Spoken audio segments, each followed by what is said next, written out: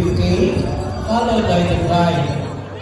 So it symbolizes the newlyweds' commitment for each other. Si Sir Amin ay mag-provide ng pagkaon sa iyong family, especially his wife. Yung si Ma'am ko ay nadaingay kami.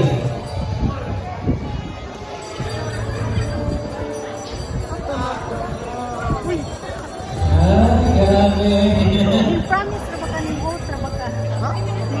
Tinidor mo to ang platito. Do we have any tinidor at platito? Hello? Nag-promise na mag-start sa program until the end. Tinidor at platito para sa slicing of cake. So once again, the cutting of cake or the slicing of cake symbolizes the responsibility of Sir Amin to feed his wife and their child and their children to be. And it symbolizes also the responsibility for the Ma'am Salome mag-andam po ng pagkaon para ni Sir Amin.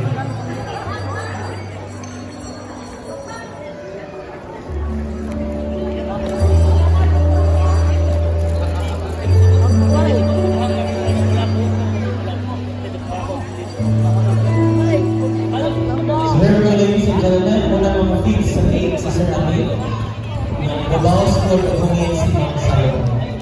Kung sa kadako ang inyong bukmas o sa kusa, ilan po kadako ang cake or slice sa cake ng inyong ipakakon.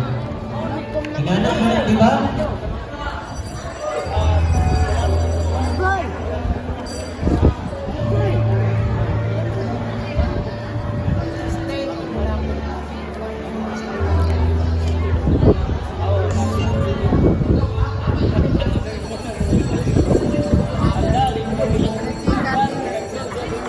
Mga Sir Amin aron mo kung para sa case ha, ice cream ro, malingang ice cream lang ang kailangan mo. Kaya bato kasi siya ng kanina case na po. So thank you sir. Pinipilig ko siya sa ice cream.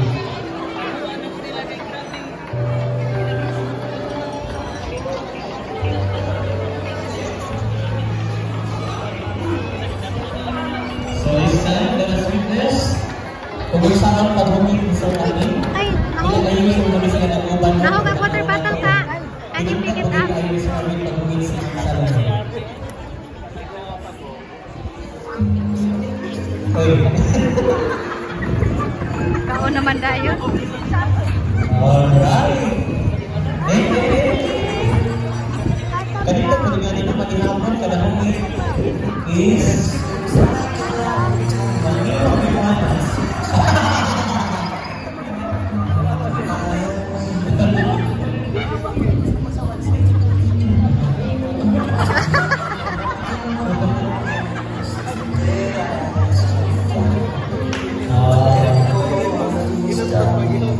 alright. Palakpak ka naman dyan. So lahok na nata sa ito ang cake cutting and slicing ceremony. Now let's proceed to